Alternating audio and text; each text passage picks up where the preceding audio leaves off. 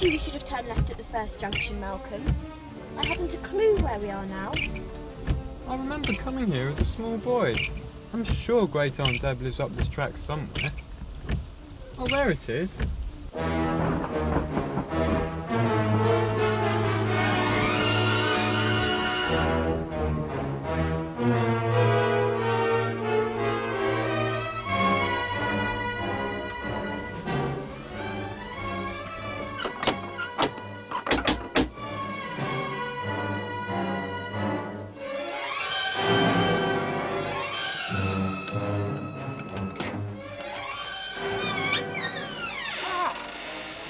Hello, my name's Malcolm Fitzherbert. My wife and I have been invited to stay for the weekend. You are expected. Please enter.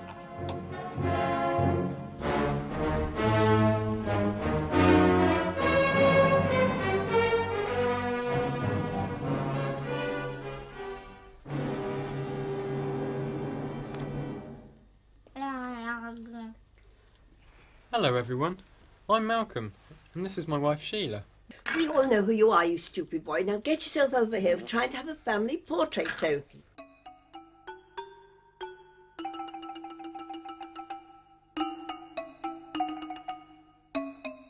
Right, everybody, if you just hold it together, I'm just going to take the photo now. Ready? Oh!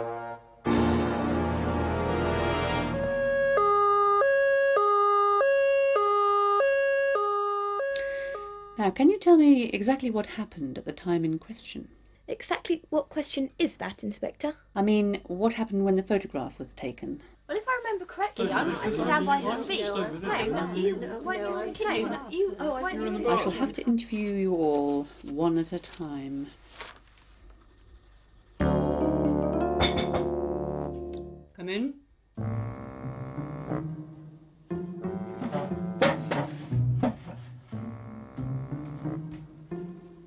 I thought I might as well talk to you first. It's invariably the butler who did it on these occasions. If you own up, I'll split the reward with you 50-50. I wasn't aware of any reward. No reward? This case is going to prove less rewarding than I thought. Okay, what were you doing when the photograph was being taken? I was in the kitchen, peppering the soup. Is there anyone who can corroborate your story? The Dagenham Girl Pipers. They used to tour Borneo in the 70s, where I used to work as a dance teacher. We taught the natives to stomp. We were reminiscing over old times. Fair enough. You can go. Send in Miss Sophie.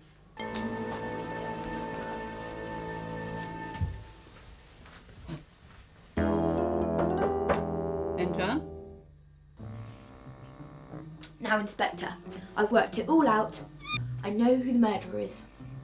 Thank you, Miss Sophie, but I'm the one who's supposed to be doing the deducing and not you. Kindly take a seat. I have some questions for you. Where were you when your great aunt was murdered? I was standing right next to her, of course, like all the others. But that's not important. What important is how she was killed. But we know that already. She was shot, strangled, stabbed and axed to death. No, she wasn't. That was all done at the time the photo was taken to fool you into thinking that the murder took place then. Mind you, wouldn't take much to fool you about anything. But she was alive just before the photo was taken. How could she have been murdered before then? Ah, that's the clever bit. I think she was given some kind of poison that had a delayed effect. Maybe a poison that only became effective when triggered by some kind of photochemical reaction, like a strong pulse of light. Sophie, are there any books on poison in the library? Actually, there's one on that shelf there. Thank you very much, Miss Sophie. You may go now.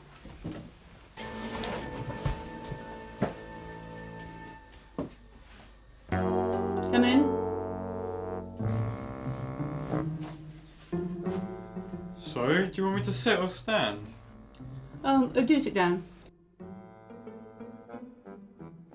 Tell me, do you do chemistry at school? Of course. Do you know anything about poison?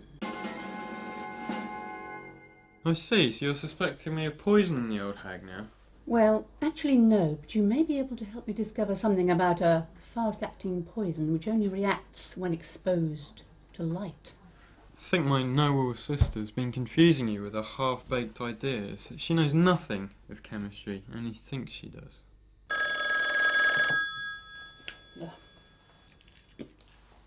Hello, Inspector Calls here.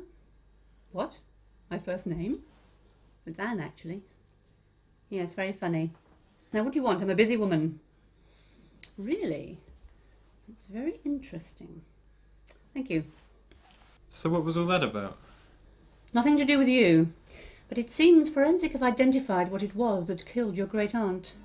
It was a poison, and a very fast-acting one. Don't you want to know where I was at the time of the murder? I know where you were. You were standing right next to your aunt. You're right. Just as I was placing the noose round Aunt Deb's neck, I heard a sort of noise.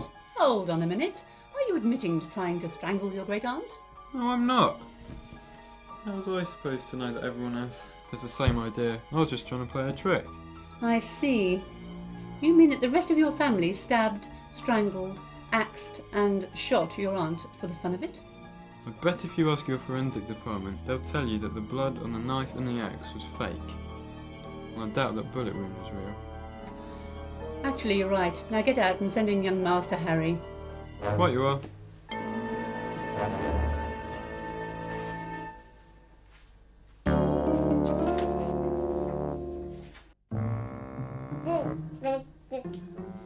Hello, young Harry. Please take a seat.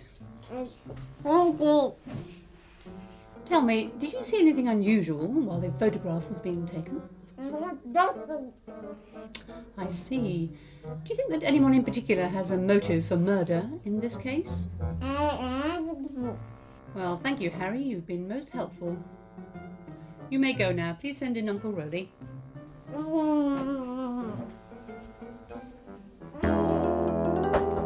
Enter. Enter.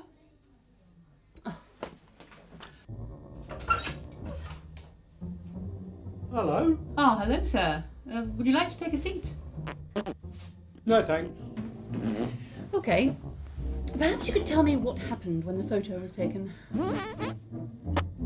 Why? We're not playing games here. Somebody's been murdered. Really? Who? Your great-aunt, of course. Nobody told me. Good grief, man, you were standing right next to her when it happened. Are you telling me you didn't notice anything at all? Notice what? Thank you for seeing me. Would you like to go now? Car.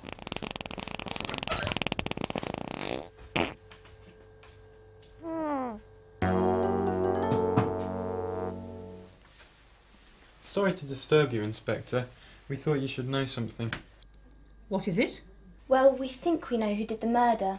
You see, we were watching what was going on, and we noticed something rather odd. You need go no further, Mrs. Fitzherbert. I have deduced who the killer is. If you would kindly assemble everybody in the drawing room, I shall deliver my verdict. At first I suspected Miss Sophie, as she tried to put me off the scent.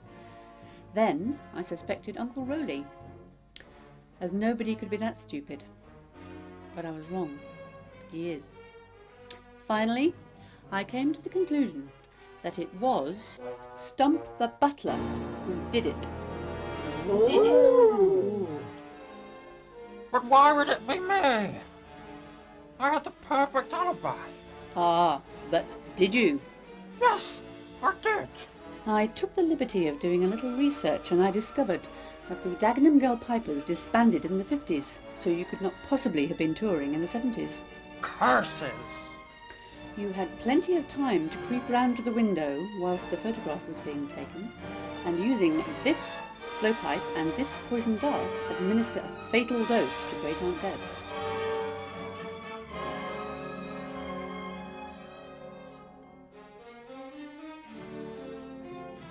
But why would Stump want to kill his employer? When they were young, they were lovers, and many years later, when he showed up at her door, having fallen on hard times and lost his job in Borneo, she employed him as a butler. He persuaded her to leave him all her money, and it was only yesterday that she told him she was leaving everything to Asta the dog. I killed her before she could change her will. If anyone tries to stop me, I'll give them a taste of lead.